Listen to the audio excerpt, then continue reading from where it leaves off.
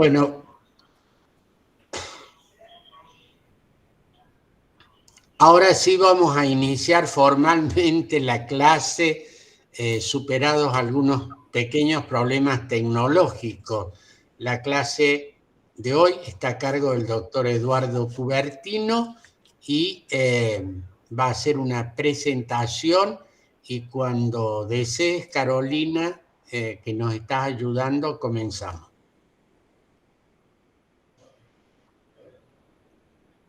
No sé si ahí lo pueden ver. Pregunto antes de agrandarlo, porque si lo agrando yo los dejo de ver a ustedes. Sí, Sí, se ve, Caro. Se ve muy bien. Lo único que le pido que cuando quiera que pase la diapositiva me lo diga por el micrófono, porque yo no voy a estar viendo el chat, digamos. Excelente, Carolina. Ok.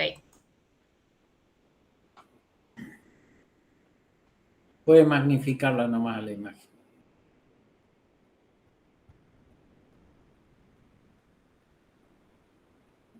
¿Recién no la vieron más grande? No, está pequeñita. A ver. Yo en este momento la veo más grande, ¿ustedes no? No. No, Caro. Bien. Lo que puede hacer en todo caso es agrandarla, tomar de abajo el clip para agrandar la imagen y por lo menos verla así de esa manera. Si les Ahí parece. se ve bien, Caro. Bien, ahí, porque si yo lo presento en grande tendría que hacerlo de otra forma. No sé si así está bien o prefieren que intente de la otra manera. Como prefiere. Si usted prefiere intentarlo, Carolina, Bien. de la manera grande, inténtelo. Lo intento y si no, vuelvo ahí. Perfecto.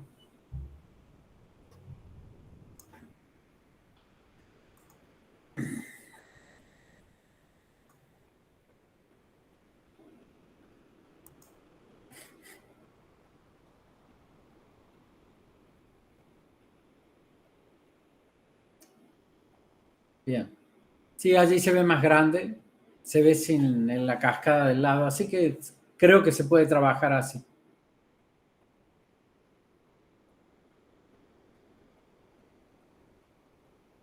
Creo que todos lo pueden apreciar, ¿no es cierto? Excelente. Bueno, nos ha llevado un poquito de tiempo adaptarnos a la tecnología, entonces vamos a tratar de ganar tiempo para la reflexión, ¿sí? La idea es hacer algunas reflexiones sobre los ejes centrales de la bioética. Cuando hablamos de bioética, hablamos de la ética de la vida. Y en el contexto actual, el tema de la ética para la vida es realmente un tema muy espinoso y necesario, particularmente en nuestro tiempo, donde eclosionan algunas ideologías, ¿no? Como instrumentos de impacto universal que van a comprometer la vida de toda la humanidad. Y en algunos casos se comportan como verdaderos virus, que ponen en vilo todo el futuro de la humanidad. Entonces, vamos a ver que en el contexto actual aparecen proyectos intensamente ambiciosos, algunos que también están vinculados con pujas de poder que avanzan impregnando diferentes espacios y han llegado a nuestra región, donde se observa un desembarco progresivo. Páseme la próxima, Carolina. ¿Cuál es el dato de importancia? Los destinatarios de la reflexión bioética son todos los profesionales. Es decir, esto no solamente compromete a los profesionales de la salud.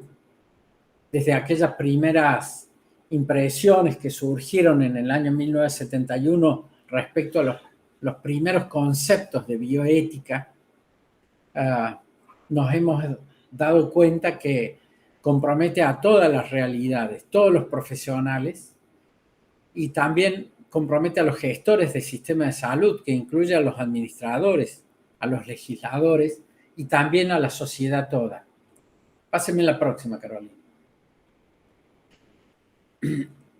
Antes de hacer una reflexión sobre algunos aspectos, creo que es muy importante tener esta mirada universal de la realidad de hoy, en la cual aparece una suerte de mentalidad posmoderna con un magma multicultural, con una cultura líquida que se adapta muchas veces con paralelismos ideológicos muy complejos. Y en este contexto se presenta la tecnociencia, con un increíble desarrollo que llega a la producción y a la administración de la vida. Entonces tenemos aspectos que son importantísimos. Desde la ciencia y la técnica, como les planteo, esta posibilidad real de producir y seleccionar la vida. O bien el impacto de la globalización, que si bien tiene aspectos que son sumamente positivos, ha generado una suerte de consumo materialista, mimetización, pérdida de roles, y el impacto en el ambiente cultural va a ser, como venimos viendo en los últimos años, marcadas turbulencias sociales de tipo políticas y económicas. En muchos casos aparece la difusión de una cultura que es a veces ajena y hostil a la vida, como vamos a ver en algunos aspectos, ¿no? El transhumanismo, el construccionismo, el progresismo. Páseme la próxima, Carolina. Entonces, es bueno que ustedes puedan percibir que estamos nosotros hoy frente a una profunda crisis bioética que está motivada por la tensión cultural de diferentes ideologías que van impregnando el espacio social. Y muchas de estas están ordenadas en formas de reclamos de derechos humanos y derechos de los pacientes. Y entonces aparecen estos tonos, ¿no? La catástrofe ambiental, la revolución biológica y biotecnológica y aspectos vinculados con la medicalización de la vida. Y entonces nuestra gran pregunta hoy es, ¿cuál es la misión final que nosotros debemos perseguir? ¿Es realmente despegarnos de la naturaleza humana? Pásame la próxima, Carolina. Fíjense que en el contexto actual, como veíamos, aparecen ideologías que se van a insertar como herramientas que se supone que deberían contribuir a establecer un nuevo orden en la vida, ¿no?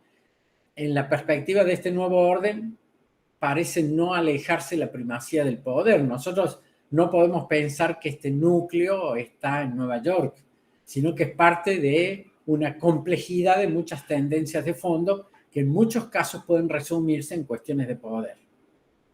Y se desencadena esta situación de una manera, diría yo, vertiginosa, cuando en los últimos años algunos organismos internacionales van a incorporar el tema del desafío del control de la vida bajo la consigna de que es el único modo de alcanzar el poder y el progreso de la humanidad. De aquí surgen algunos fundamentos del progresismo, del que luego podemos hablar, ¿no? Donde se asientan muchos de sus objetivos, digamos, no ya en la razón de la naturaleza humana, sino en el deseo. Es decir, el deseo justifica el ser. Pero no nos desviemos de esto. Los grandes ejes serán el control de alimentos, el control de las energías mundiales, el manejo de la producción y el consumo. Entonces se plantea que se puede controlar la vida. Y escucharán ustedes entonces que aparece, por ejemplo, la promoción de una ideología sin corporalidad, es decir, asexual, que se asocia fuertemente con la promoción de algunos otros programas, por ejemplo, esterilización, anticoncepción, maternidad controlada, control de recursos ambientales, etc. Páseme la próxima, Carolina. En esta situación particular, que llega hasta nuestros días, se pone en evidencia entonces esto que es el núcleo del debate cultural actual, que si nos remontamos un poquito hacia atrás, lo vemos propiciado por algunas situaciones particulares, luego las conversamos. El capitalismo anglosajón, las mujeres intelectuales, el mayo francés, la revolución sexual, el feminismo, la lucha de sexos. Entonces, la aparición de estas ideologías llevan a una profunda crisis del sentido unitario de persona. Y se plantea entonces una suerte de tensión para la cultura e identidad de la vida humana. Y los ejes del debate van a ser justamente estos: la mirada de persona, el bien, la ética y la familia. Estos van a ser los núcleos centrales. Páseme la próxima, Carolina. Entonces, yo les propongo contemplar este ejercicio que ha realizado la humanidad a lo largo del tiempo y que nos ha permitido consolidarnos en un desarrollo sostenido, comprometido con las verdades que contribuyeron a comprender, sostener, defender la vida y la persona. Entonces, esto ha sido posible mediante la razón, el diálogo, la profunda mirada de la naturaleza. Razón y diálogo. Miren, yo miro la realidad, la percibo la verdad de las cosas. En este mecanismo de razón y de diálogo, aclaramos nuestra persona. ¿Qué hacemos? Aclaramos nuestra humanidad. Desde aquí construimos una cultura humanista y una ética personalista. Entonces, hemos adquirido el conocimiento, que ha sido un gran aporte para las mejores condiciones de vida y datos importantes justamente que nos permiten desde allí reconocer aspectos importantes y el desarrollo. Aparece el derecho como un sistema de normas que van a permitir reconocer a esto como un bien. ¿Para qué? Para vivir mejor y alcanzar la felicidad. Y aparecen otros aspectos como esta dimensión de interioridad de la persona que hace un aporte desde, por ejemplo, la mirada de la interioridad, de la vida espiritual, si se quiere, de la religiosa, que aporta un dato que viene a vincularse con un sentido de trascendencia, ¿de acuerdo? Esto ha ocurrido en toda la humanidad. Entonces, yo soy un hombre de ciencia y en nuestra cultura el desarrollo de la ciencia tiene un tono especial que emerge desde los orígenes de nuestra civilización occidental, que está marcada justamente por la razón, el diálogo, la profunda mirada de la naturaleza, y desde acá va a surgir esto que les planteo yo, la mirada del derecho, que me va a ayudar a ver lo que es justo, lo que es bueno, el bien, y me va a ayudar a respetarlo y defenderlo. ¿Por qué? Porque es razonable y porque está en el origen y va encaminado al fin último. Entonces, el origen del pensamiento y de nuestra cultura se funda justamente en la búsqueda de la verdad de las cosas y mediante la razón mirar la realidad, dialogar y percibir esta verdad. Y en esto que percibimos puedo aclarar mi persona, puedo aclarar nuestra humanidad. Y hay una verdad de las cosas que no es algo subjetivo, sino que se comparte y es evidente a todos. Nosotros, ¿qué hacemos? Chequeamos la realidad y la compartimos. En la razón y en el diálogo se funda nuestra cultura occidental. Esta condición de razonar sobre la verdad de las personas es lo que a nosotros nos ha permitido en realidad vivir en una cultura humanista como ninguna otra.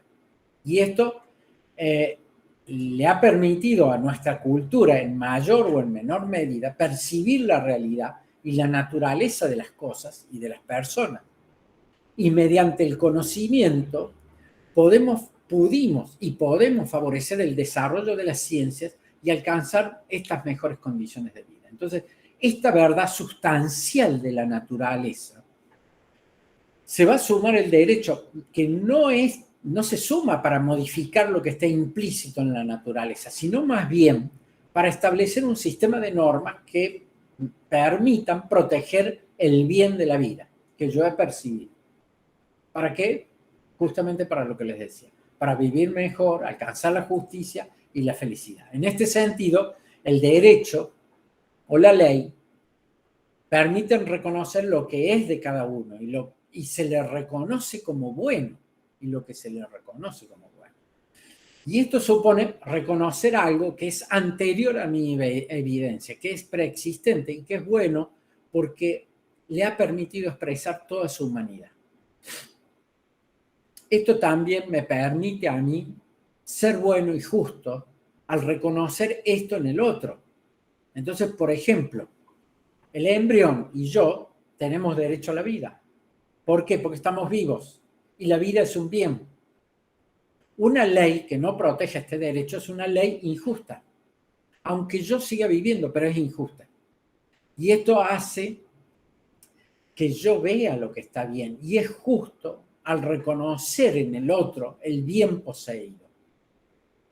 Lo demás tiene algo de preexistente que es bueno y justo y yo lo reconozco. Entonces, estas normas me permiten establecer criterios para poder percibir lo bueno y lo mejor.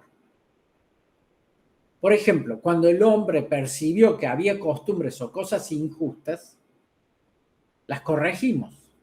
En su profunda reflexión, en nuestra profunda reflexión, el hombre termina aportando un dato trascendente al fundamentar la naturaleza humana como un bien, que es razonablemente bueno, pues fue donado y que tiene orden en las cosas, porque cada cosa y las personas responden a su naturaleza. Páseme a la próxima, Carolina. Avancemos entonces para aclarar qué es para nosotros cultura. ¿Sí? Y esto es importante que lo tengamos presente. Cultura es todo aquello que mira a la perfección personal del hombre. Y cuando yo digo cultura, estoy hablando de la persona y del cultivo de sus apetitos en orden a un bien, al bien común. Es decir, el modo en que nos movemos dentro de la sociedad en cuanto a nuestra vida y a acciones, a nuestra integración social. Cuando decimos cultura propia, decimos que es aquello que mira a la persona. Y cuando esto es hacia la sociedad, decimos civilización. Entonces, la persona, en sus ámbitos de inserción y de contención, donde se le presentan los grandes ideales, se lo forma en la búsqueda de la verdad y se le acompaña en el discernimiento. En este ámbito, nosotros conocemos las necesidades de las personas y les damos respuestas, la acompañamos e intentamos crecer desde lo cotidiano en un camino de realización plena. Le acompañamos y este camino de realización humana plena tiene esta dimensión corporal, psicoafectiva y social. Y todas ellas se articulan estratégicamente para la búsqueda del bien, que es la felicidad. Entonces, importa conocer y hablar de la moral, que es la ciencia natural que dirige los actos humanos hacia el bien o el fin último. Y los actos humanos, ¿qué son? Son las costumbres. Los actos humanos están ordenados por la razón y la razón reproduce la naturaleza. Y guiada por la razón, la naturaleza del hombre se expresa. Y en relación a los actos humanos, entonces decimos que un acto humano es moralmente bueno porque ordena un hábito a una virtud. La virtud a la razón a la naturaleza y la naturaleza a su origen. Es decir, hay una coherencia completa. Y entonces, por ejemplo, yo me alimento cuidadosamente. ¿Para qué? Para sostener mi cuerpo. ¿Para qué? Para sobrevivir. Por ejemplo, ayudo misericordiosamente a alguien. ¿Por qué? Porque me sostiene la caridad. ¿Por qué? Porque me impulsa a obrar contra el odio. ¿Y por qué? Porque me ordena al bien común para evitar la pobreza. Entonces, cuando hablamos de persona, hablamos de un concepto que tiene gran fuerza y fecundidad y está fuertemente anclado en nuestra cultura y en nuestras raíces mentales de nuestra sociedad. Persona no es sinónimo de hombre, sino un modo concreto de entender al ser humano, porque en la persona hay naturaleza, autodeterminación, hay intimidad, hay afectividad, interpersonalidad. Entonces, en el devenir del combate cultural, van a aparecer estas ideologías que ponen tensión, ¿sí? Por un lado, el tema del poder. Entonces, aparecen Marx y Engels con la dialéctica marxista. Por otro lado, la tensión de los deseos Aparece el sexualismo, el pansexualismo, Freud, Reich, la libido, la liberación sexual de Marcuse. Por otro lado, la situación compleja de la mujer.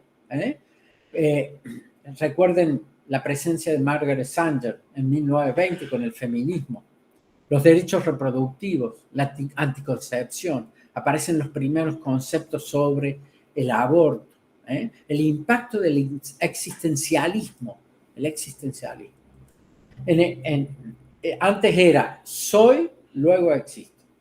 Ahora es existo, luego soy lo que quiero ser. Por ejemplo, esto lleva a Simone de Beauvoir a decir, la mujer no nace, la mujer se hace. ¿Y el varón qué hizo? El varón inventó el amor, inventó el matrimonio. ¿Para qué? Para esclavizar a la mujer. Aparece el constructivismo, el estructuralismo, donde se llega a plantear que no existe ley natural. Somos libres y podemos acabar con todo. Y entonces, ¿por qué solo liberar a la mujer? Y aparece esta irrupción de banderas ideológicas, ¿no? Entonces, tengan presente que la idea es el primer acto de la mente humana que consiste en un simple conocimiento de algo, ¿sí? Y entonces, las ideologías van a surgir en contraposición a los sistemas de filosofía que profundizaban sobre una ciencia del orden. ¿Y la ideología qué va a ser? Es un sistema de ideas que va a denotar una suerte de deformación de la realidad, porque es un sistema de ideas, que va a operar integrando una estructura social o un imaginario social que va a buscar legitimar una situación de poder dentro de un contexto histórico para poder imponer un modelo social, económico, político hegemónico. Esto es una observación y un concepto muy rico que lo planteó Ricoeur en el año 2001. Entonces, fíjense, un modelo de ideología contemporáneo, como el que yo les estoy planteando, de formación de la realidad, operar integrando estructuras sociales en el imaginario social para legitimar el poder. Por ejemplo, el nazismo. ¿Qué planteó? Existe una raza superior, fíjense, deforma la realidad. Segundo, convoca a masas armadas para el combate. Entonces, opera el imaginario social para legitimar el poder, ¿sí? Entonces, de modo frecuente los investigadores, siguiendo a Marx, han compartido la noción que una ideología es una forma falsa de conciencia. Esto lo plantea el mismo Marx. Entonces, ciertos pensamientos inconscientes que son desconocidos por el sujeto pensante y lleva una suerte de extrañamiento de uno mismo, como algo ajeno a la persona, ¿sí? Y entonces aparecen de manera contemporánea algunas ideologías, como por ejemplo la ideología de género, que pone en tensión y va contra la naturaleza humana, que en mi humilde opinión avanza en un sentido equivocado de la libertad, que promueve una agenda política y cultural, es decir, propone una ideología de ruptura versus la naturaleza de encuentro, que es lo natural del ser humano. Acá funda su posición también el progresismo, que toma como bandera un planteo ontológico, donde dice que el deseo es la causa del ser. Entonces, el deseo pasa a ser el centro del universo y pasa a ser un planteo moral. Entonces, el deseo es la norma del bien. Por eso les decía yo al principio, fíjense, los ejes del debate son la persona, la naturaleza de la persona, la mirada de la persona, el bien, el sentido del bien, y fíjense cómo se remodela esto y la norma del bien pasa a ser el deseo. Y entonces aparece esto como un sistema apolítico sin referentes racionales, como un mundo de ideas distantes de la realidad y sin ciencia, sin ciencia. Y es una libertad totalmente exacerbada, que no cree en nada y todo es relativo. Entonces, en este contexto, se aplasta la tradición del pensamiento filosófico y se apuesta a un futuro operando el poder sin referentes racionales. Y entonces hay que pasar de la ideología a la operatividad. ¿Y cómo lo hacemos? Bueno, no a la discriminación, igualdad sustantiva, libre desarrollo de la personalidad. ¿Cuál es la estrategia? Presten atención, la formación de liderazgos, la impregnación mediática y la jurista, avanzar sobre el derecho. Y entonces aparecen herramientas como por ejemplo la narrativa del lenguaje y aparecen palabras que son insignia, tolerancia, diversidad, inclusión, apertura. Y por otro lado, las palabras que llamamos palabras dragón, eres homófobo, intolerante, dogmático, excluyente, inquisidor. Desde esa herramienta, inmaduro. Y aparece la narrativa a nuevos derechos. Esto de la autoconstrucción, la identidad sexogenérica autoconstruida. Temas de la concepción, la anticoncepción, la gestación subrogada. Miren el impacto en la vida. Y aparecen desde allí nuevos derechos derivados, que algunos los estamos experimentando y los venimos viviendo. Por ejemplo, matrimonio igualitario, tema de la adopción, la procreación a la carta, la salud reproductiva. ¿De acuerdo? Pásame la próxima. Detenga allí. Vuélvase para atrás, Carolina. Allí, mira. Les muestro esta imagen. El debate cultural que está centrado en estos ejes, la ética, la persona, en la familia, en el debate cultural va a generar un nuevo lenguaje que va a provocar cambios sociales, en las costumbres, en las reglas, en las instituciones. Y tenemos que prestar mucha atención porque a veces nos encontramos frente a decodificaciones del lenguaje racional que los transforman en símbolos o ideas incomprensibles a las masas. O comprensibles. Y en nuestro tiempo va a aparecer la conversión de ideas en imágenes, en sentimientos, en mensajes simples, códigos implícitos. ¿De acuerdo? Pase la próxima, Carolina. Entonces, esta imagen de una roca suspendida, en realidad, esta es la imagen real. Entonces, yo puedo adherir a estas ideas. ¿Pero por qué puedo adherir? Por ideas preconcebidas y que no las contrasto con otras. Primer punto. O puedo adherir por ignorante, por ignorancia. O bien por comodidad. No me preocupa, me pasa de costado. O bien puedo adherir porque no tenga buena intención. Pasemos a la próxima. Entonces, quiero dejarles claro ahora algunos conceptos desde la biología. La especie humana es binaria y es diferente de las cosas. Las cosas son usadas y las personas son respetadas. Y la realidad expresa el humanismo. Nosotros somos varón y mujer para siempre. Acá tienen el formato cromosómico. Somos XX y somos XY. Por más que cambie mi apariencia, yo me puedo trasvestir, me puedo poner una peluca, me puedo pintar los labios, me puedo dejar las uñas, me puedo poner implantes mamarios, pero yo sigo siendo un varón. Es decir, siempre en esta dinámica de la naturaleza donde se expresa el humanismo, la corporeidad y la sexualidad son datos obvios y su complementariedad nos permiten demostrar lo que nosotros conocemos como el GPS de la naturaleza humana. ¿Cuál es el GPS de la naturaleza humana? Esto que les muestro acá. Es XX, XY. Es varón, es mujer. Es pene, es vagina. Es esperma, es óvulo. Es hijo, es paternidad, es maternidad, es familia. Pasemos a la próxima, Carolina. Entonces, esto que ven acá es un embrión. El embrión es vida. Y este embrión Es único e irrepetible. No es potencia. El embrión es y tiene un camino decisivo, progresivo y universal. Se da en todo el universo humano. El embrión es un hombre que vendrá hombre. No olviden que en esta etapa madurativa el embrión para nosotros es un paciente. Es un paciente el embrión. Entonces, la persona es diferente de las cosas, como les decía.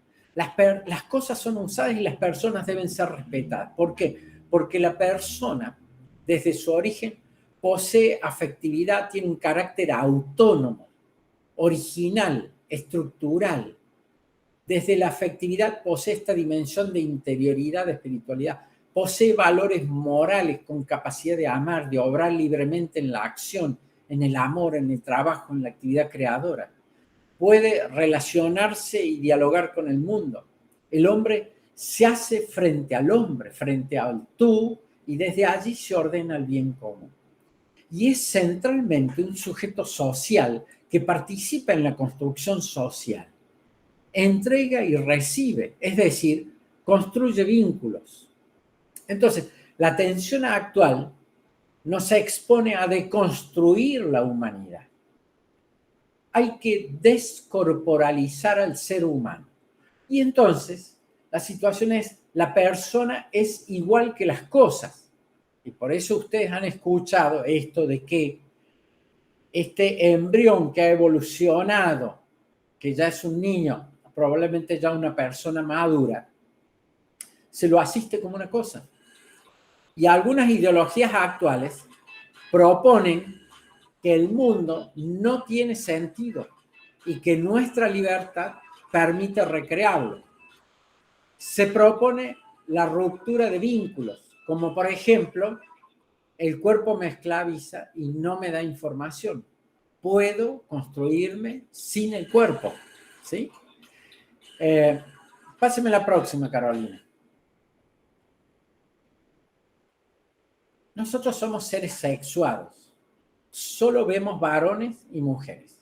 El sexo nos es dado y es sustancial.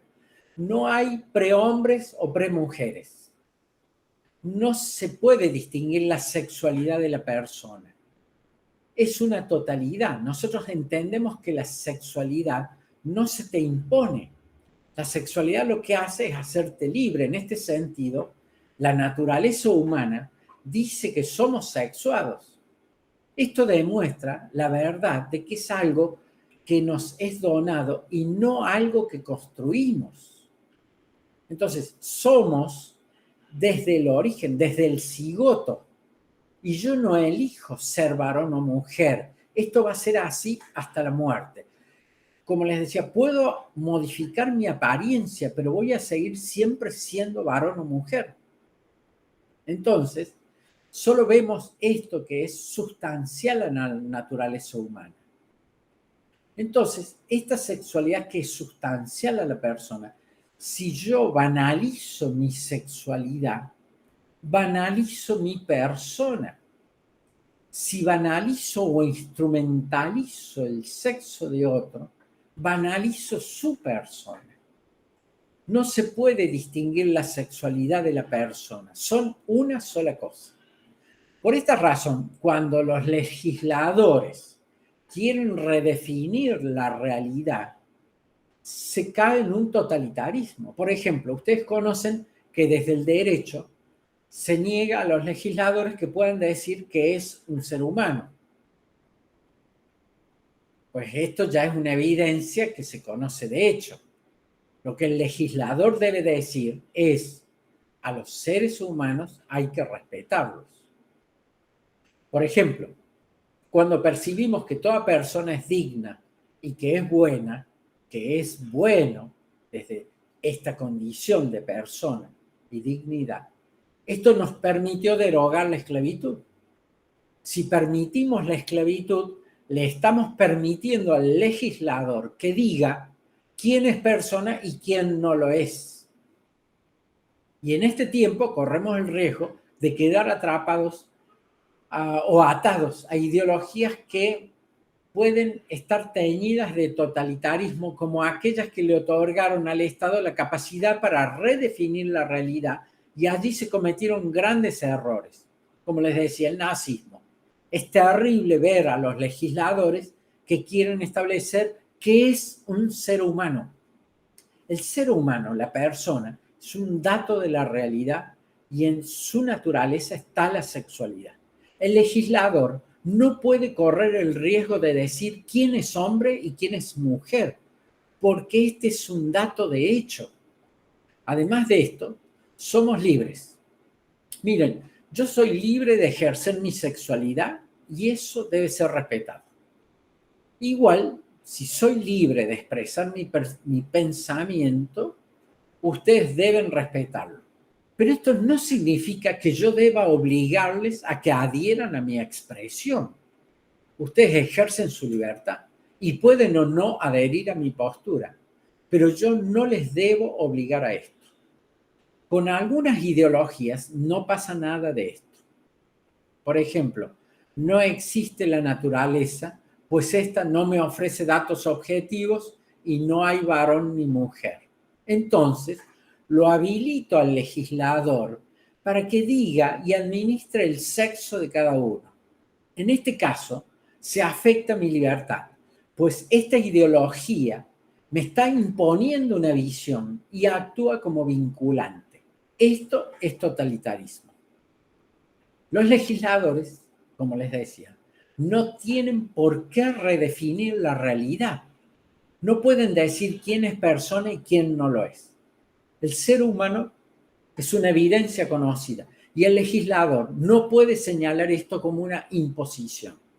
Solo debe orientarse a corregir las injusticias, por ejemplo, la esclavitud. Deben contribuir a la afirmación de las libertades, de mi sexualidad, la libertad de expresión, la libertad de conciencia. Si afecta mi libertad, me impone su visión y entonces actúa como vinculante. Entonces, estamos frente a una ideología que está contra la naturaleza humana. Amor por sexo sin hijos, placer. Hijos sin sexo, deseo. Diversidad sexogenérica. Ustedes saben, hay más de 130 géneros. El poliamor. Hay exaltación del deseísmo, del deseo.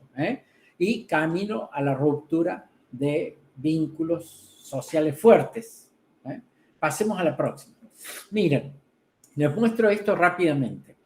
En el contexto de nuestro tiempo y en este magma de ofertas aparece la ciencia con un ropaje de ideología que se fundan en este concepto de que el cuerpo me esclaviza. Después, si ustedes quieren, repasen esto.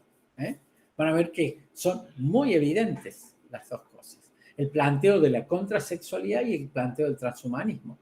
La mujer es sometida, hay que eliminar al varón, muerte al macho. ¿No han visto eso ustedes escrito en la calle? La materia y la bioquímica no nos ofrecen datos para comprendernos. Se orienta todo hacia el abandono progresivo de la dependencia de lo natural. Y la vida se realiza exclusivamente en torno al conocimiento científico. ¿Cuál es la clave? Superar la vulnerabilidad. Y entonces, la clave es no a la reproducción heterosexual. Aparece la vida en el laboratorio. Miren, allí en el laboratorio el embrión se convierte en un paciente. No en el útero de la madre, en el laboratorio sí. Se pueden seleccionar y descartar estos embriones. Y entonces, ¿por qué? No a las capacidades limitadas para consumir y producir. Esa es la clave. Pasemos a la próxima, Carolina. Entonces, miren, aparecen estos datos. No uso tecnología, soy tecnología. Como este varón que fue reconocido porque tiene un chip y entonces tiene un documento de identidad diferente que dice que no es persona, es biotecnología. Entonces, bueno, aparece la inteligencia artificial a representar este camino tan buscado de la inmortalidad. Se vivirá para siempre. Habrá nuevos mecanismos para defender detener, digamos, defender la vida y detener el envejecimiento del cuerpo. Entonces, el objetivo parece estar ligado a los clones, los robots y los llamados humanoides. Pásenme la próxima. Miren, todo se termina impregnando con un reemplazo de capacidades humanas. Cambios en la vida afectiva y filial, modificación del placer. Creo que estoy bien en tiempo, perdón. Disculpen que voy un poco rápido, pero... miren, se inició el camino de la robótica, que no solamente reemplaza las capacidades humanas, sino que viene a cubrir aspectos de la vida afectiva, que no son un problema, porque ya se avanzó adecuadamente en los vínculos filiales con los robots. Y esto que les estoy mostrando a ustedes no es fantasía. Les estoy mostrando mujeres que viven con robots. Y los robots, como esta imagen que les muestro acá en el medio, ya tienen piel y tienen temperatura corporal y pueden hablar. Entonces, se avanzó ya en los vínculos filiales con los robots que pueden satisfacer perfectamente a varones o mujeres. Y en muchos casos, como la otra imagen que les muestro, no necesitan de ninguno de ellos, pues desde la realidad virtual les puedes permitir gozar del sexo en la soledad absoluta de la cama. Entonces,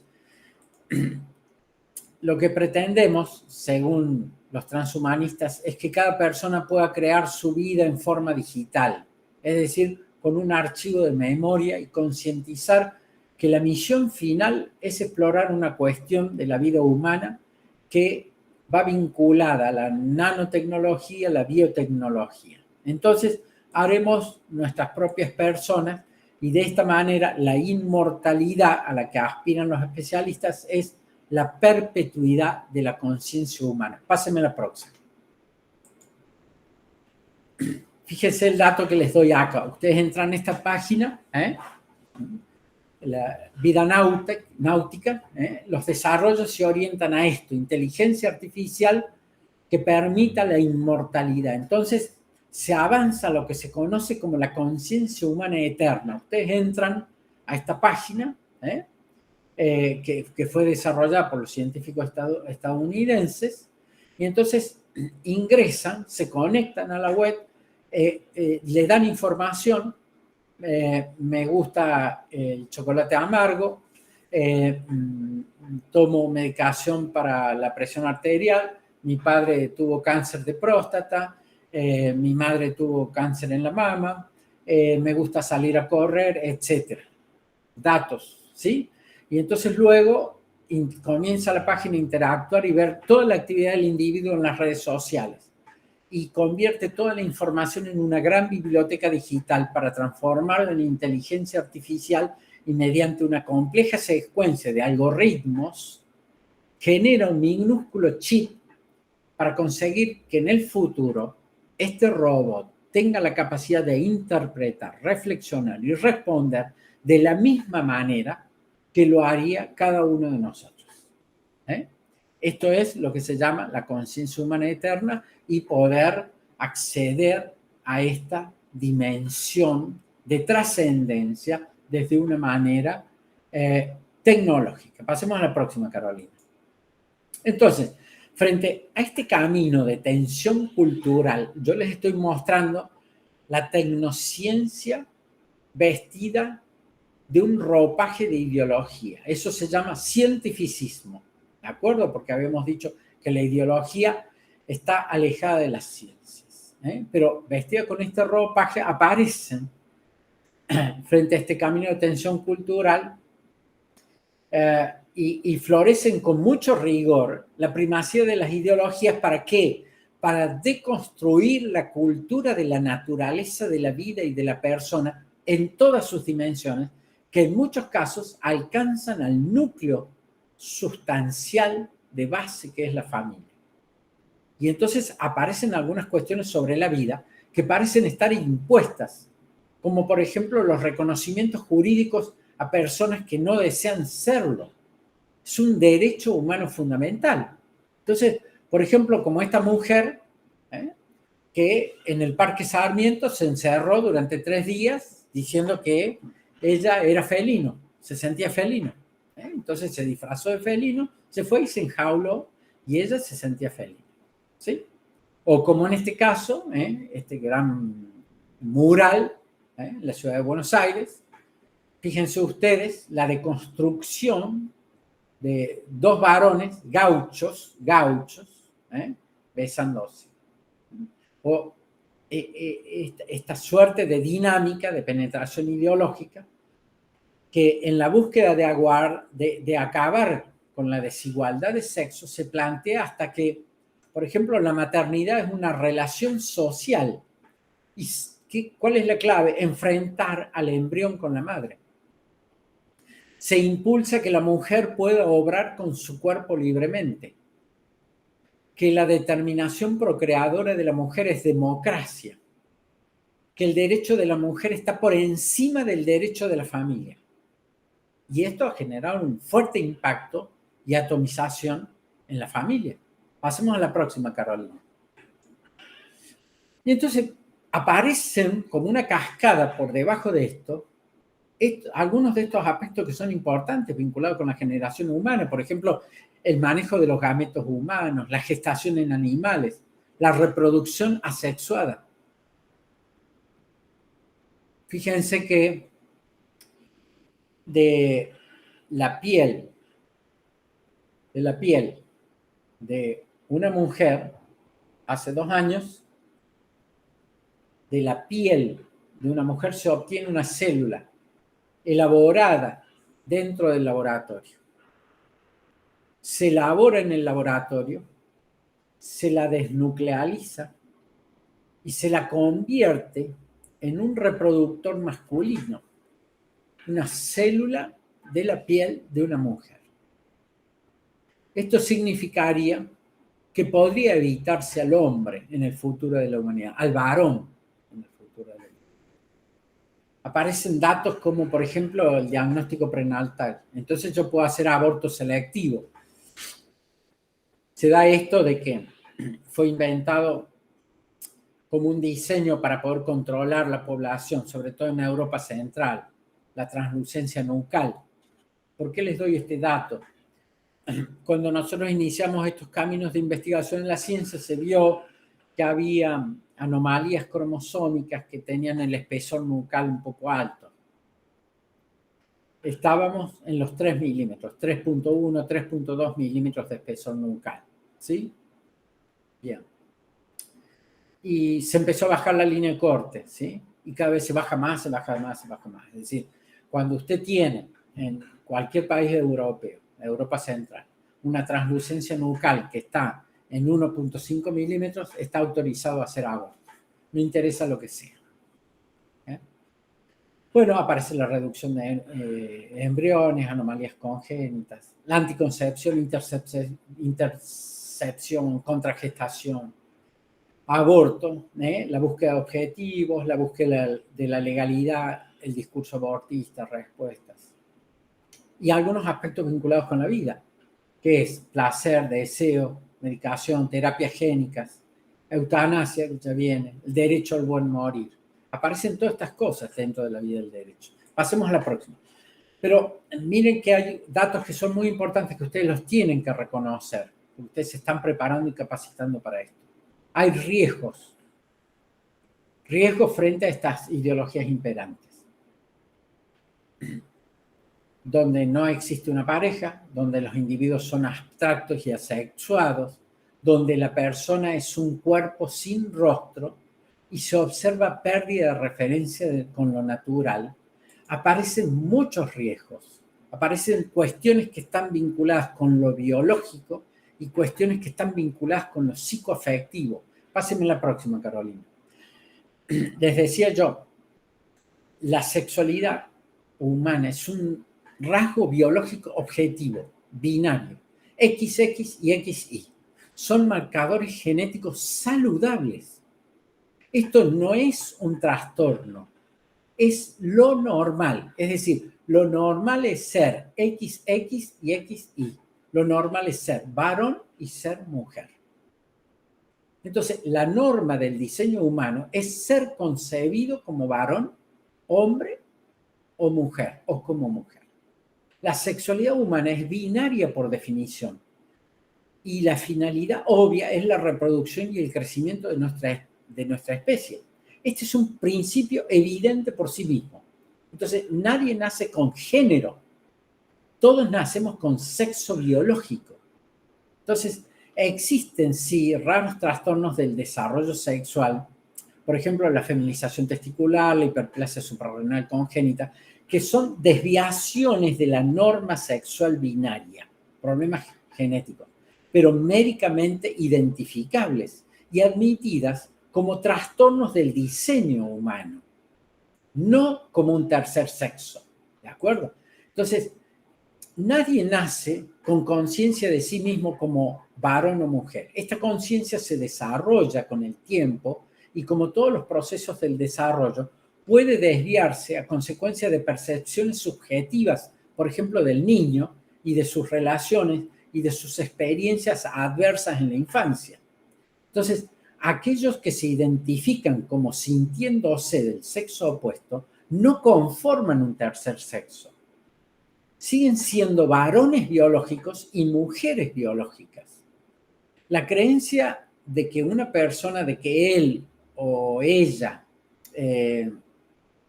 es algo que no se constituye con su biología, en el mejor de los casos, es lo que nosotros llamamos, desde la psiquiatría y la psicología, un signo de pensamiento confuso.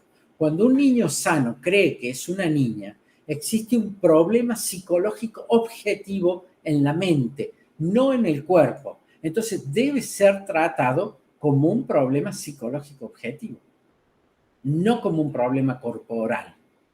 Como han visto ustedes, que está impregnándose ahora la oportunidad de justamente el manejo hormonal. El manejo hormonal. Estos niños lo que padecen es lo que se llama disforia de género. La disforia de género es un trastorno mental. Y estas son teorías psicodinámicas que nunca han sido refutadas. Entonces, la pubertad no es una enfermedad. Y los bloqueadores hormonales pueden ser muy peligrosos, porque los bloqueadores hormonales van a inducir estados de enfermedad. Es decir, la pubertad no es una enfermedad, pero si yo la modifico con bloqueadores hormonales, generando ausencia de pubertad, inhibir el crecimiento, la fertilidad, se ha demostrado que el 98% de estos niños y niñas con género confuso, si yo les doy medicación, van a tener altos riesgos de hipertensión arterial, trastornos de coagulación, de fertilidad, la presencia de cáncer, incidencia del suicidio 20 veces mayor. Y se ha demostrado que el 98% de ellos, si son bien tratados, aceptan su sexo biológico. Entonces, los bloqueadores hormonales para la reasignación del sexo necesitan hormonas cruzadas hasta el final de la adolescencia, y esto, en realidad, condicionar a los niños a creer que es normal estar toda la vida sustituyéndose químicamente, quirúrgicamente, su propio sexo por el opuesto, constituye un abuso infantil. Y esto es respaldar la discordancia de género como algo normal a través de la educación pública y de políticas legales que van a confundir a los hijos, a los padres, llevando al uso de fármacos, de bloqueadores hormonales, de terapia hormonal cruzada y de mutilaciones quirúrgicas innecesarias. Ustedes han escuchado que en estos días se ha demandado a la ministra de Salud de la Nación porque ha legalizado o ha promovido, autorizado que se pueda generar condiciones de infertilidad en adolescentes, que se puedan castrar, ¿sí? Entonces que se puedan hacer castraciones, ya sea por oforectomía o bloqueo de los conductos, ya sea en el caso de las mujeres las trompas, hacer el clampeo de las trompas, cortarlas, o de los varones los conductos seminíferos, los deferentes. Entonces, ¿por qué es demandada? Porque esto es un abuso. Se le está generando un daño irreversible. Irreversible. La ciencia para eso no está. Páseme la próxima, Carolina. Creo que vamos bien. Entonces, miren, daños biológicos les estoy hablando. Y les estoy hablando de cuestiones psicoafectivas. El primer dato es la pérdida de referencia con lo natural.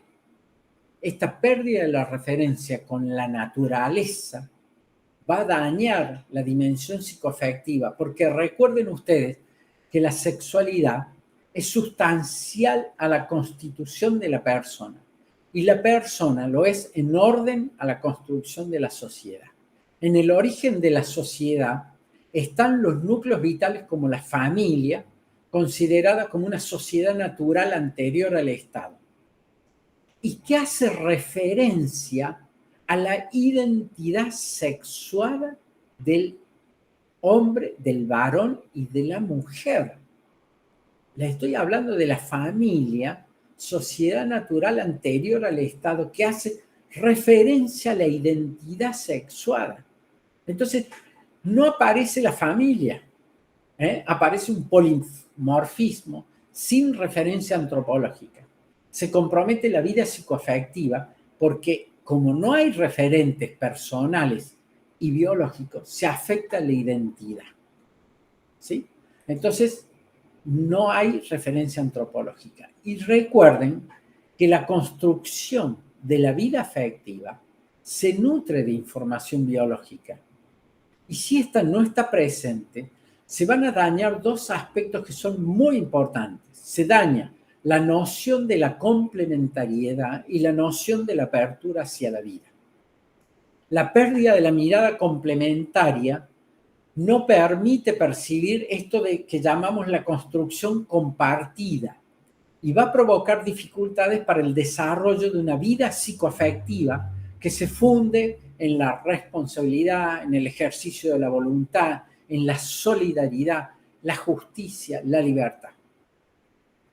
Para una sociedad es sumamente importante la percepción de la riqueza de los bienes complementarios que son poseídos por la persona.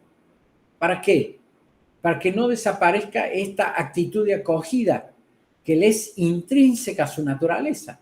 Entonces, corremos el riesgo de impregnar el orden social de egocentrismo, de individualismo, pérdida de la sensibilidad social.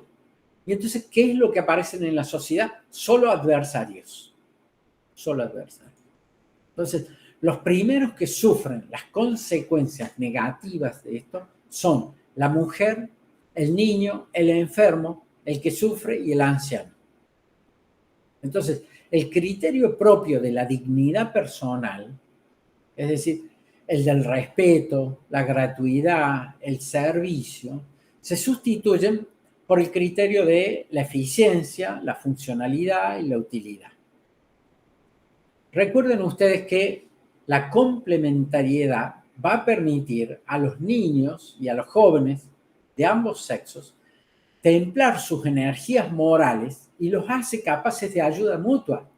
Les va a permitir comprender mejor las necesidades de los vulnerables y también de promover acciones virtuosas en la perspectiva, digamos, de una producción moralmente sana y solidaria, en el respeto del derecho fundamental de toda sociedad y de toda persona. Pásame la próxima, Carolina. Entonces, todo esto tiene impactos, ¿no? Miren, tiene impacto en las ciencias biológicas, en la salud pública, en la sociedad y en la ley, en el equipo de salud. Y entonces, en las ciencias biológicas, ¿cuál es el impacto? Dice, ¿cuándo comienza la vida humana? ¿Sí? Pásame la próxima, Carolina. Empieza acá. ¿Sí? Este es el núcleo, el cigoto. ¿Sí? Único e irrepetible. Único e irrepetible. Que no es cuerpo de la madre. Es ya varón y mujer. Varón o mujer. Es el embrión unicelular que nosotros llamamos. Y esto que es evidente en la naturaleza, evidente para la ciencia, porque no es solamente porque es parte de la gestación en el vientre materno, está también en la elaboración del laboratorio, sabemos que es único e irrepetible. Y es evidente en su naturaleza. Pásame la próxima, Carolina.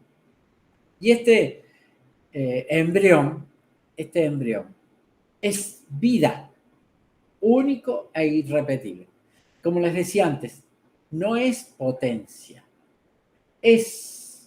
Pase la próxima. Haga otro clic, porque me falta una imagen allí, para que vean cómo evoluciona.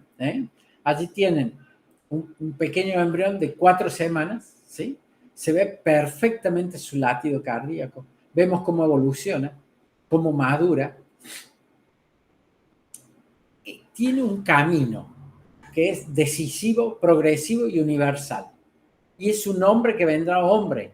No se olviden que en esta etapa madurativa el embrión sigue para nosotros siendo un paciente. Pasemos a la próxima. Impactos en la salud pública. Miren, es un problema real que en la Argentina mueren más o menos por año 170.000 mujeres, de las cuales más o menos 120.000 mueren por enfermedades cardiorrespiratorias y hipertensión arterial, enfermedad cardiovascular. 30.000 mueren por cáncer. 500 mueren por desnutrición y 30 mueren por abortos. Les doy un dato preciso. En el 2006, en la Argentina, 18 murieron por abortos y 525 murieron por malnutrición. Entonces, los problemas de salud tienen prioridades que deben ser respetadas en relación al verdadero impacto social. Y los gastos tienen que ser destinados en función de cada problema. Fíjense ustedes cómo hemos rotado totalmente y hemos convertido totalmente esto. Los millones y millones que estamos invirtiendo en cosas que son no trascendentes en orden a la salud de la mujer. Pasemos a la próxima. En la sociedad y la ley. Miren, ustedes saben muy bien que la ley educa, porque es de alto impacto en la sociedad. La ley educa. Y la sociedad debe proteger sus vínculos esenciales. Compromiso por el bien común, solidaridad, justicia y equidad. Lo que nosotros tenemos que evitar acá es el fracaso social por indiferencia. Entonces aparecen estos lenguajes, como yo les mostraba, estos lenguajes invertidos que tenemos que aprender a comprender para razonar adecuadamente. Pásenme la próxima. El impacto en la salud. Fíjense, el acto médico es cuidar toda la vida. El impacto en la salud entonces significa esto. La ciencia, ¿qué hace? Previene, repara, cura. Y terminar con la vida de un ser humano es un acto de violencia e injusticia que tiene implicancias éticas, de praxis y también educativas. Y nosotros lo que tenemos que hacer es evitar la pérdida de las libertades, particularmente en gente del equipo de salud, como por ejemplo el tema de la maternidad o paternidad vulnerable, que aparecen en la ley. Por ejemplo, en la ley propiciada para el aborto legal no punible. Consejerías, ¿para qué? Para abortar. Pero no hay una consejería integral para acompañar la dimensión del problema real y poder rescatar, por ejemplo, una maternidad vulnerable, una mujer que sistemáticamente es violada. Nadie presta atención a eso. El problema, ¿cuál se convirtió? En ese embarazo. ¿Me entienden? Fíjense, pérdida de la libertad de conciencia del médico. Se acota. ¿Sí? Aparece un impacto sobre la ley de habeas data. ¿Sí? Aparecen listados de médicos objetores. ¿Para qué? para que no puedan acceder a cargos públicos sensibles. ¿Sí? Inhibición en la libertad del ejercicio profesional. Si usted no hace esto, tiene castigo. No puede informar al paciente. No puede informar al paciente. Libertad de asociación. No me puedo vincular con otra persona que sea objetor de conciencia o con quien en conciencia puedo adherir para construir una institución o una institución intermedia. ¿Sí? Compromiso para la libertad de educar. Hay temas que no los puedes hablar. Libertad para el padre y el niño. Entonces, imposibilidad del padre para acceder responsablemente a la crianza y educación. Bueno, estos son parte de los impactos que va a provocar. Páseme la próxima. Entonces, la vida es una condición de bienestar y supone el cumplimiento de reglas biológicas coherentes y objetivas. Y entonces estamos en tensión frente a grietas que enfrentan, desafían y niegan la naturaleza humana con el objetivo de una independencia y empoderamiento. Y esto puede afectar la salud de la humanidad, porque aumentan las condiciones de grandes patologías y podemos provocar una fractura de un hecho sustancial que se ordena el crecimiento y la realización personal de toda persona que puede contribuir a la transformación positiva de la realidad. Y como yo les muestro acá, esta persona, desde embrión, en diferentes estadios madurativos, es siempre motivo de esperanza social. Entonces, la presencia de ideologías que nos llevan a caminar en la cornisa de un volcán no terminan de ofrecer respuestas coherentes a situaciones de vulnerabilidad a las que cotidianamente estamos expuestos. Entonces, nosotros lo que tenemos que evitar son estos gestos de violencia contra la persona que las empujan hacia un desierto y un vacío desesperante del sufrimiento corporal y de esta afectividad quebrada. Nosotros podemos iniciar un camino sin retorno a una sociedad indiferente que no puede sostener valores como el bien común, la solidaridad, la amistad, la benevolencia, que van a quedar encubiertas con banderas de libertad y de valores autorreferenciales. Pasemos a la próxima, Carolina. Entonces, yo le hago estas propuestas, ¿no? Caminos y desafíos actuales. Debemos ser conscientes de nuestra responsabilidad en la vida pública y estar presentes en la formación de los consensos necesarios y en oposición a las injusticias.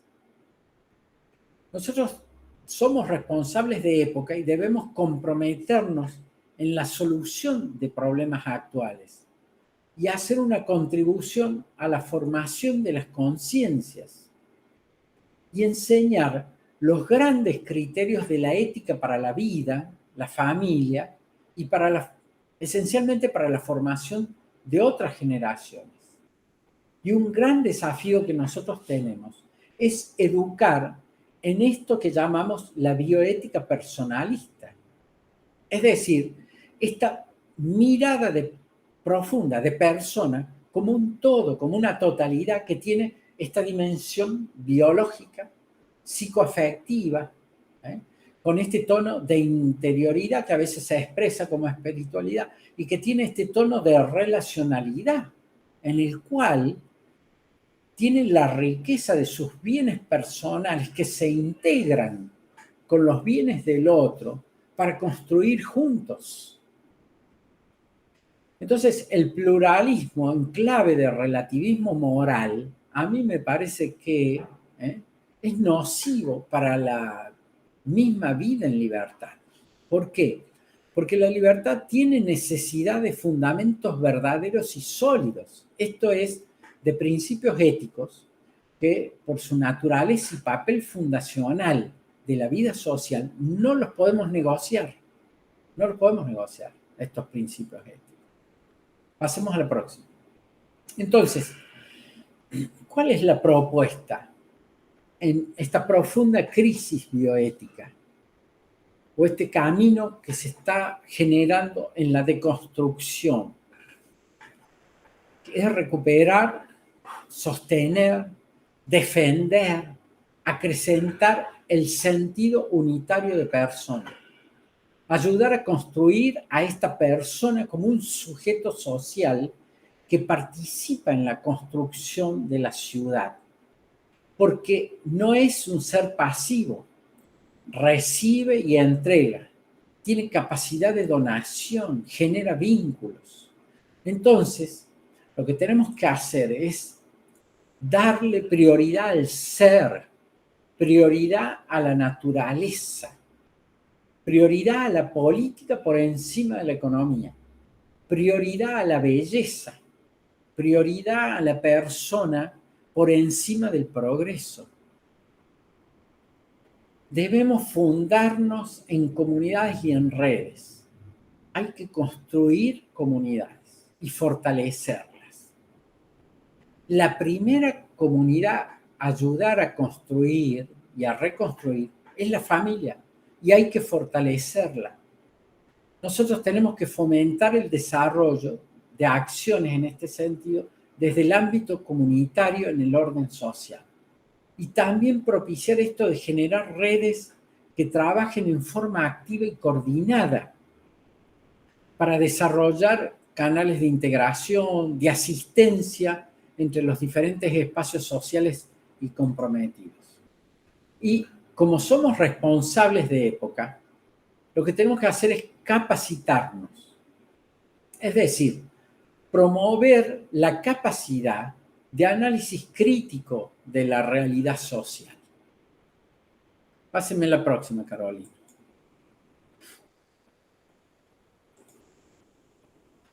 Miren, esto es central.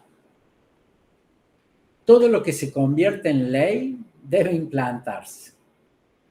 Y todo lo que busca implantarse se va a iniciar siempre en los espacios educativos.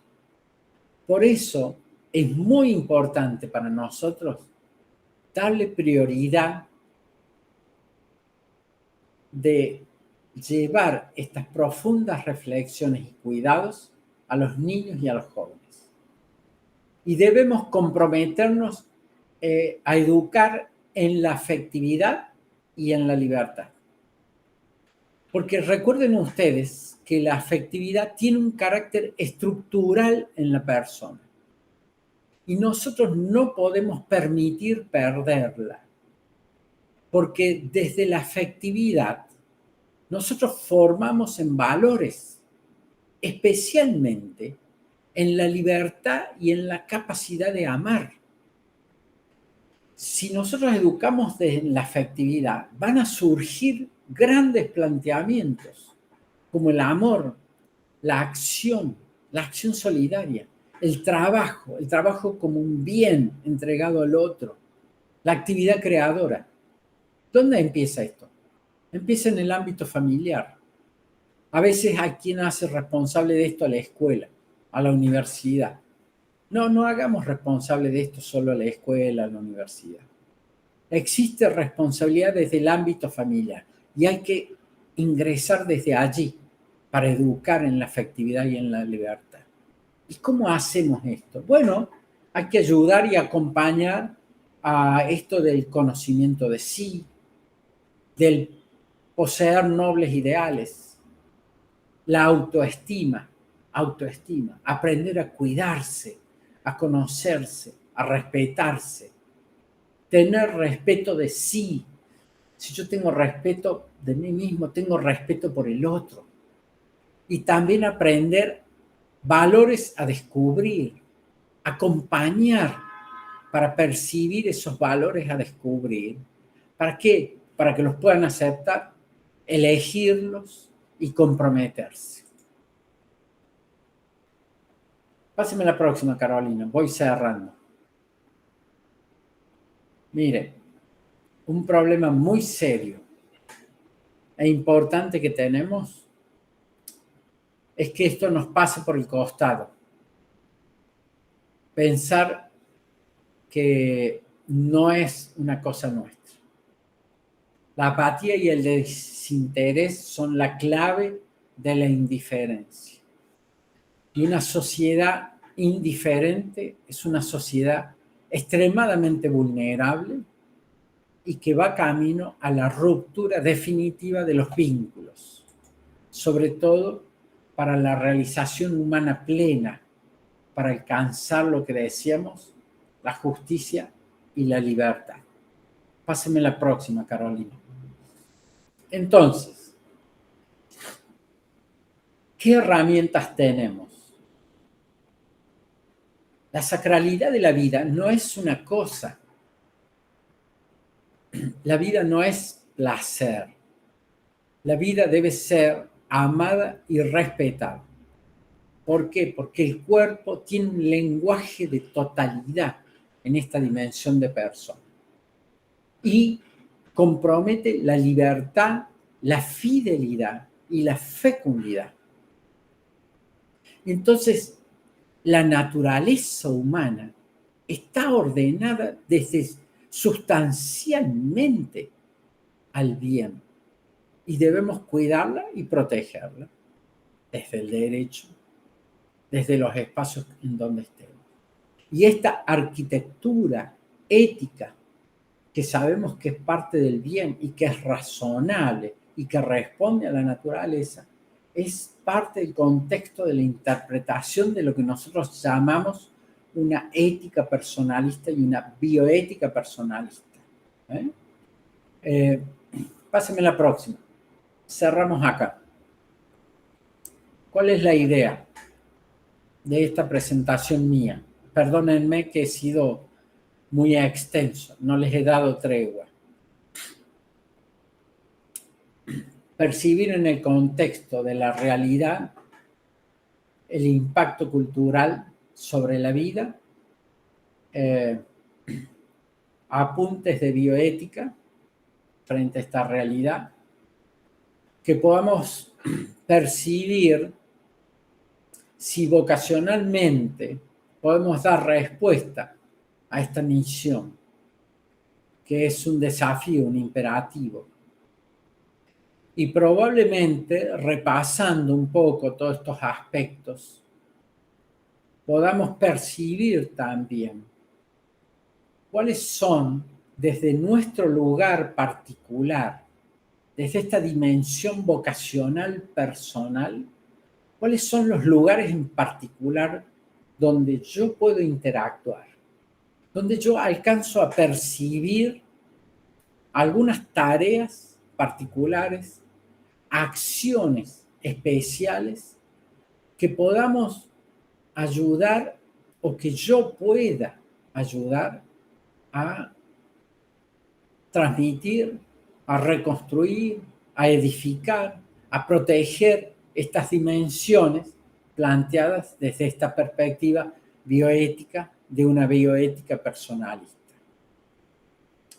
Y en el sinnúmero de cosas que les he ido planteando en el debate, hemos visto la realidad, hemos visto la tensión generada por el impacto ideológico, la tecnociencia y también las oportunidades que tenemos. Y desde allí que cada uno de nosotros pueda asumir una responsabilidad. El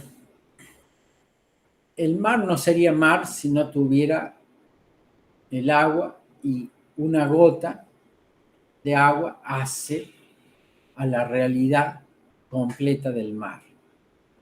Entonces cada uno de nosotros tiene una responsabilidad particular sobre esto. Y es importante que desde esta suerte de sentido vocacional en el que ustedes pueden encontrarse para caminar en tareas y acciones específicas. Este universo es muy grande, pero desde allí asumirlo responsablemente y hacer una contribución justamente para este desafío de la vida. Creo que no hay más. Pásenme la próxima, Carolina, si no hay más. Aquí está mi correo electrónico, cualquier duda que ustedes tengan, cualquier propuesta. Cuenten con mi compañía. He tratado en este poco tiempo de hacerles algún aporte y una reflexión desde mi mirada como profesional de la salud, como educador universitario, como promotor de la vida. Entonces, bueno, espero haberles podido acompañar en la reflexión y que les sirva justamente para acompañarlos en la formación de las conciencias y que podamos ver los desafíos que nos tocan. Les agradezco muchísimo la paciencia que me han tenido. Les ruego que me disculpen la extensión y además de eso, los problemas técnicos que los asumimos responsablemente entre todos porque a veces pasa. No sé si quedan algunos minutos para compartir con ustedes, si tienen alguna pregunta, alguna duda. Muchas gracias, doctor Cubertino. Sí, los alumnos, si le quieren preguntar o hacer observaciones, tenemos algunos minutos todavía. Se ofrece la palabra, jóvenes.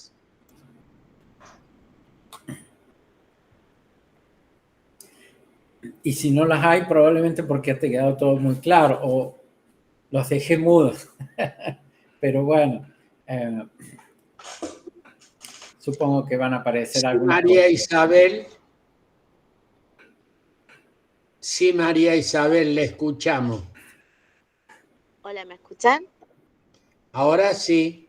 Bueno, no, yo quería preguntarle al doctor cómo hacer, por ejemplo, porque si bien es cierto todo lo que dijo es verdad y adhiero a mucho de lo que dijo, por ejemplo, cuando uno está ante uno de este tipo de personas que tiende a realizar estos discursos, se complica mucho poder debatir porque todo lo que uno dice es discriminación. Entonces, inclusive hasta en las mismas redes sociales. De hecho, Facebook, por ejemplo, si vos haces un comentario que a lo mejor estás en contra del aborto y por ahí lo haces mal, al comentario, porque hay cosas que a veces te sacan digamos, de la estabilidad emocional, como por ejemplo el hecho de decir que no es persona. Yo soy mamá, soy abuela, entonces, yo tengo bien claro que mis hijos y mi nieto no han sido un coágulo, son personas. Entonces se hace muy difícil a veces debatir porque para estas personas es discriminación. Entonces por ahí uno no cuenta con las herramientas como para poder enfrentar ciertos debates. Eh, Está buena la clase, la verdad que me ha fascinado, me ha encantado. ¿Y cómo se hace ante eso? Porque fíjese que los discursos son tan fuertes que de hecho han llegado a llevarlos hasta el Congreso y a nivel mundial en todo el mundo. Seguro. Sin duda que María Isabel, su reflexión es una reflexión muy prudente y muy coherente también con la realidad. Hay algunos aspectos que nosotros, es decir, nosotros no estamos en contra de las personas. Este es un aspecto muy importante que nosotros en el debate debemos tenerlos presentes. Nosotros no estamos contra las personas, estamos contra los procedimientos que atentan contra la vida. Y acá hay algunas cuestiones que son de relevancia para no interponernos como una cuña, porque yo les dije, el objetivo es estar en los lugares donde se establecen consensos. Hay que generar diálogos, hay que estar donde se debate. Y estar donde se debate es tratar de llevar estos aspectos de la vida positiva. Es decir, volver a encontrar estas miradas positivas que nos ayuden a formar las conciencias en las personas y que tengan luego un impacto en la conciencia social. Entonces, primer punto, yo les daría una recomendación. Siempre tratar de llegar a las personas concretas, sin masificar. Este es un aspecto interesante en el cual nosotros podemos generar un diálogo, porque en el medio del debate es probable que le lleve por delante un tsunami vertiginoso de estas personas que algunas, como bien decíamos, adhieren por indiferencia, algunas porque no contrastan la realidad. Pero fíjense que si generamos un diálogo persona a persona sobre estos aspectos positivos de la vida humana y algunos aspectos que yo les he planteado de los daños biológicos, los daños psicoafectivos, estas cosas se pueden plantear con mucha prudencia y con responsabilidad. Segundo aspecto, un aspecto que lo toqué la semana pasada. Yo estoy dentro del equipo académico de una diplomatura en bioderecho que dicta la UCA con la USTA, y yo la semana pasada trabajé con los profesionales que están allí, casi todos abogados, profesionales de la salud, etcétera, sobre la reconstrucción, primero, sobre el aspecto de la maternidad vulnerable, que es un aspecto que no se toca. Es decir, cuando nosotros hablamos de estos grandes temas, no hablamos de la vulnerabilidad, ¿sí? Se habla de la vulnerabilidad en un sentido peyorativo, sobre todo del pobre que tiene carencias. Pero en realidad todos somos vulnerables. Es decir, lo vulnerable es lo que puede ser herido y todos podemos ser heridos. Si nosotros hacemos estos planteamientos desde la vulnerabilidad y desde la vulnerabilidad tratar de ayudar a reconstruir la maternidad como un bien. Fíjese el tema que le estoy dejando. La maternidad como un bien. Porque acá hay un gran tema en el contexto universal en el que nosotros estamos y con el impacto de las ideologías, como han venido. Un gran tema es el tema de la mujer y un gran tema es el tema de la maternidad.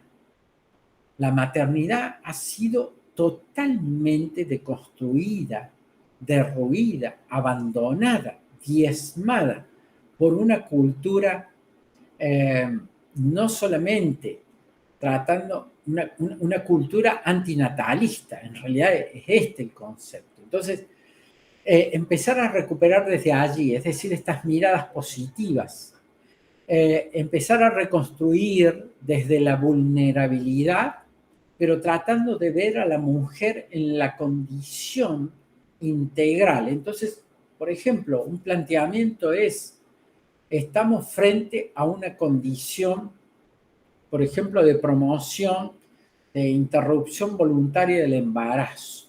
¿Por qué razón? A ver, ¿le damos a esta mujer una respuesta integral o solamente le estamos llevando a una consejería para que firme un consentimiento informado sin hacer esto que debemos hacer, de escuchar, de dialogar, de respetar, de tratar de ofrecer una respuesta profunda que sea solidaria, comprometida, misericordiosa? Es decir, empezar a plantear estas cosas en esa dimensión. Es decir, no oponernos a las personas, sino oponernos a la metodología.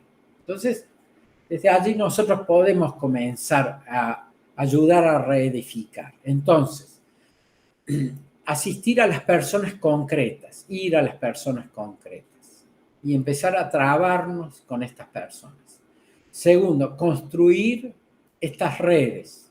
nosotros sabemos que nos podemos encontrar en espacios en los cuales podemos dialogar y caminar en el mismo sentido, ¿sí? Y entramarnos en estas redes de ayuda y de compañía para reconstruir esto. Entonces, fíjense, yo les estoy dando un dato. Fíjense el impacto que ha tenido la reconstrucción de aspectos sobre la vida en la comunidad de los Estados Unidos de Norteamérica.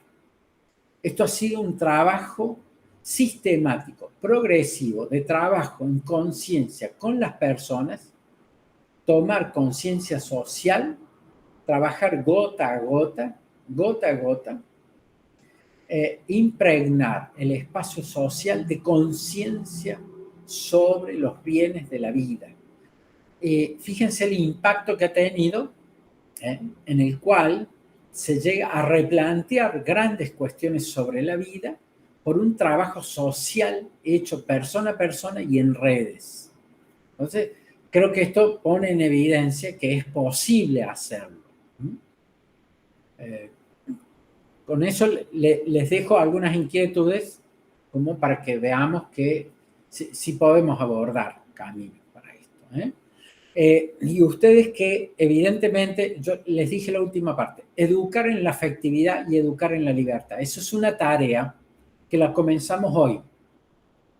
Probablemente no podamos estar en el debate, pero podemos llegar a estar donde se forman consensos. ¿Sí? Bien. Allí, empezar a trabajar y edificar. Somos responsables de época hoy, pero recuerden que todo lo que nosotros hagamos hoy va a servir para transformar las futuras generaciones. Entonces, este es un dato también importante. ¿Sí? No pensemos que esto lo vamos a convertir del día a la mañana. ¿Sí? Así que eso tiene mucha trascendencia también. Educar en la afectividad y educar en la libertad. Estamos trabajando en esto con mucha prudencia, con mucha constancia, con perseverancia. La gota orada en la piedra no por la fuerza, sino por la constancia. Y hay que hacerlo progresivamente y lo vamos a conseguir, ¿de acuerdo? Y lo estamos haciendo en muchos proyectos educativos. ¿Sí? Y avancemos con eso. Lo vamos a poder hacer. Muchísimas gracias, doctor Cubertino. Su aporte es muy valioso. Los alumnos tendrán la oportunidad de volverlo a escuchar porque esto está grabado, queda en nuestra página, el grupo que tienen los alumnos, que es un grupo de Facebook y después queda en YouTube, es decir, queda abierto a que cualquier persona lo pueda oír y ver. Muchísimas gracias por su voluntad, por su tiempo y por lo que nos ha dejado. La educación, efectivamente, es una tarea de largo alcance. Comenzamos hoy y el mañana, Dios dirá. Muchas gracias. Muchísimas gracias por la invitación, gracias por la compañía, la paciencia, y estoy siempre atento a poder acompañarles en lo que necesiten. Les envío un fraternal abrazo. Que tengan muy buena jornada. Muchas gracias. Vamos a concluir acá